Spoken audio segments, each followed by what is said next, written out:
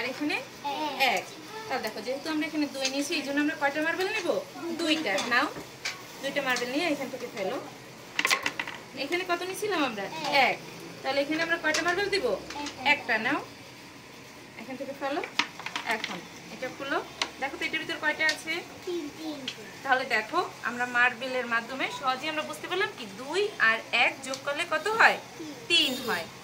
এখন দেখো আবার যদি তুমি চেঞ্জ করো, তুমি 2 চেঞ্জ করে এখানে 3 দাও, এবং তুমি এখানে 1 চেঞ্জ করে 2 দিলা। এখন তুমি এখান থেকে কয়টা মার্বেল ফেলবা? 3টা। নাও 3টা এখান থেকে ফেলো। আর এখানে আছে কত? 2। এখান থেকে কয়টা মার্বেল ফেলবা? 2টা। আচ্ছা ফেলো 2টা। এখন এটা উঠাও, দেখো এখানে কয়টা মার্বেল হয়েছে বের করো। 5। নাও কয়টা মার্বেল হয়েছে?